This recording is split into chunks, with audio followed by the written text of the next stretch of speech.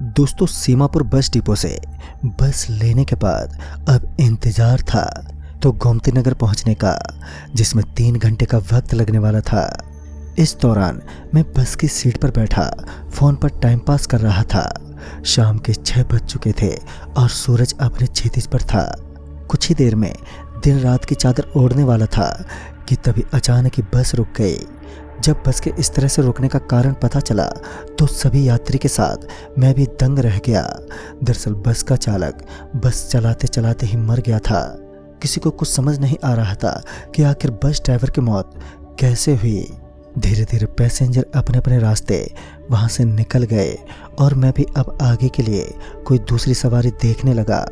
अब तक अंधेरा भी हो चुका था और तकरीबन 5 से 7 मिनट तक यहाँ वहाँ पूछताछ करने पर पता चला कि अभी कोई दूसरी सवारी तो नहीं मिलेगी, मगर बगल के स्टेशन से एक ट्रेन है रात के 9 बजे के करीब जो सिलोड़ी स्टेशन होते हुए जाती है, जो कि गोमती नगर के करीबी है।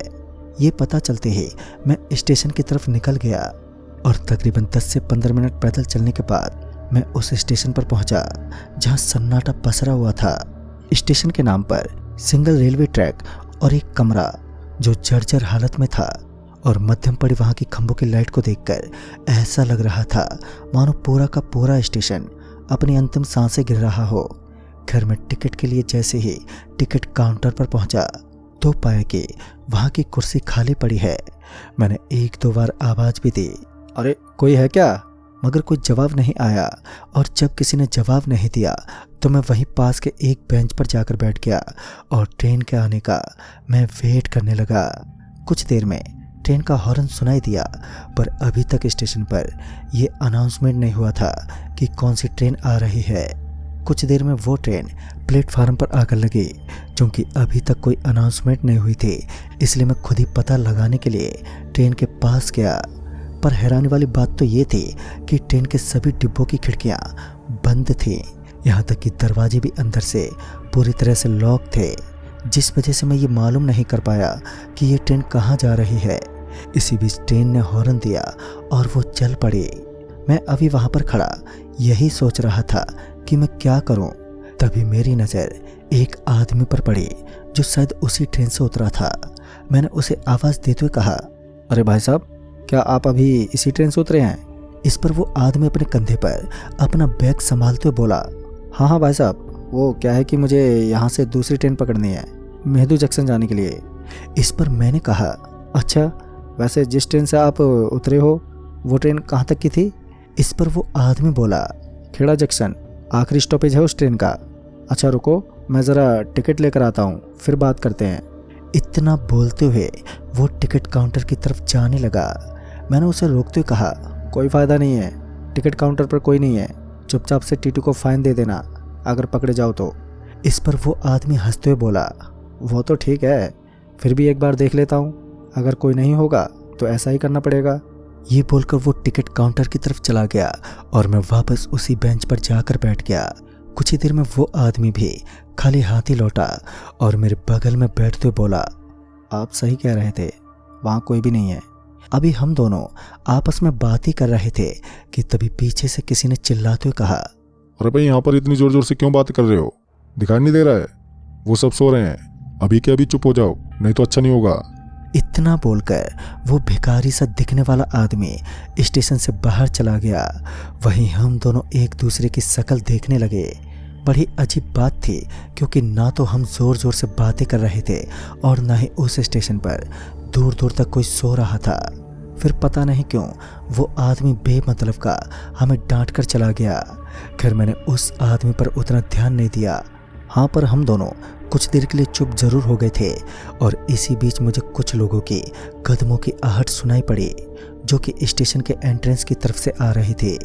मैं और वो आदमी एंट्रेंस की ओर देखने लगे और फिर हमें 10 से 12 लोग सफ़ेद कपड़ों में नजर आए जो किसी अर्थी को कांधा दिए स्टेशन में दाखिल हो रहे थे। पता नहीं क्यों मेरा पूरा शरीर उन्हें देखते ही थरथराने लगा। फिर मैंने अपने साथ बैठे आदमी की तरफ देखा तो मैंने पाया कि वो तो मुझसे भी ज़्यादा थरथरा रहा है।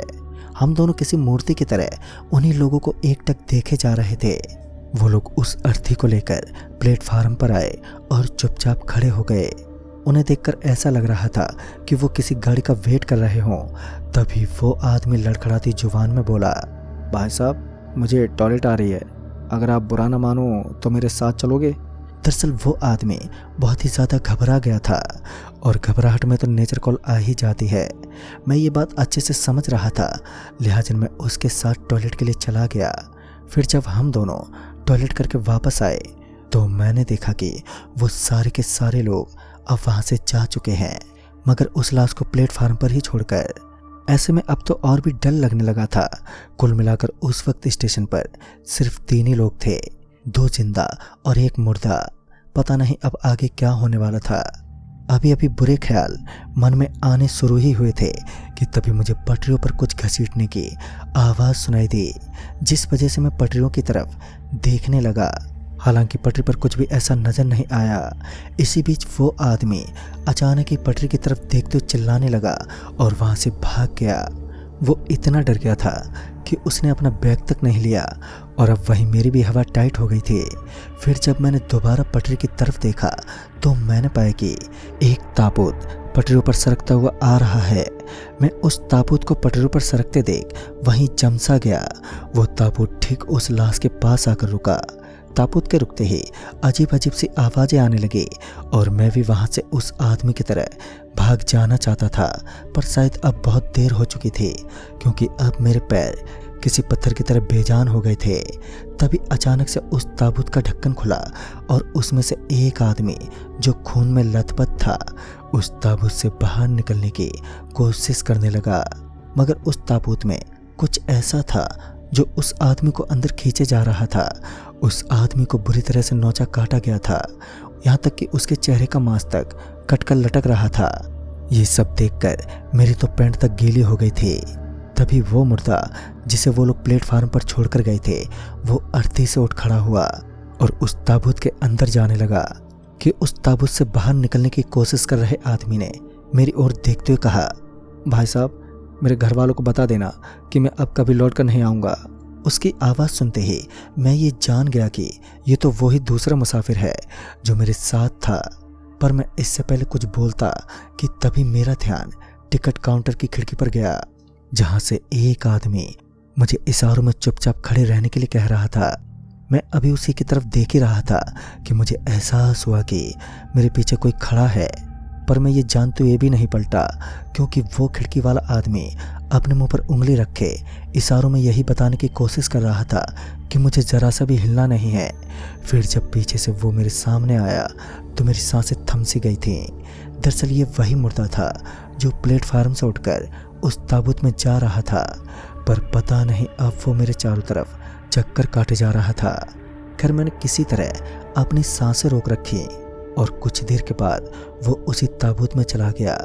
उसके ताबूत में जाते ही उस ताबूत का ढक्कन बंद हो गया और वो ताबूत भी वहाँ से अब गायब हो गया। ताबूत के गायब होते ही मुझे थोड़ा हल्का सा लगने लगा। मैं उसी वक्त उस खिड़की वाले के पास पहुँचा तो उसने रूम का दरवाज़ा खोला और मैं जल्दी से अंदर जाकर बैठ गया। मेरे अंदर जाते ही उस आदमी ने दरवाज़ा बंद कर लिया। वैसे तो मैं अभी भी उतना ही डरा हुआ था, पर कुछ देर के बाद मेरा डर थोड़ा कम हुआ। फिर जब मैंने पूछा कि आखिर ये सब है क्या, तो उस आदमी ने बताया कि यहीं पास में कालापुर नाम का एक गांव है जहां सिर्फ और सिर्फ तांत्रिक बसते हैं और वो अपनी काली शक्ति से शैतान को बलि भेंट करते हैं। वो जो ताबूत तुम्हें पटरियों पर दिखा था उसमें एक ऐसे ही शैतान को कैद किया गया था, पर कालापुर के तांत्रिक उस शैतान को फिर से जिंदा करने की कोशिश कर रहे हैं। ऐसा कहा जाता है कि 1.25 करोड़ लोगों की जान की भेंट देने के बाद ही वो शैतान जिंदा होगा। अब तक ना जाने कितने लोगों की भेंट वो चढ़ा चुके हैं। इस स्टेशन पर रात के वक्त खुले में घूमना फिरना या बातें करने का मतलब है कि उस ताबूत की भेंट चढ़ जाना। तुमने शायद पढ़ा नहीं, स्टेशन के हर दीवार पर लिखा है आवाज़ ना करें और ना ही ज़्यादा हिले डुलें। उस दूसरे मुसाफिर ने वहाँ से भागकर बहुत ही गलती कर दी और वो मारा गया। वहीं तुमने अपने डर पर काबू रखा और तुम बच गए। दोस्तों ये सब जानने के बाद मैं फिर से किसी मूर्ति की तरह बैठा रहा और सुबह होते ही चुपचाप ट्रेन पकड़ी और वहाँ से निकल गया। आपकी ज़िंदगी कब खतरे में पड़ जाए ये आप कभी सोच भी नहीं सकते। ये दुनिया जितनी बड़ी है उससे भी ज़्यादा बड़े हैं इसके खौफनाक राज। तो दोस्तों इस कहानी में बस इतना ही।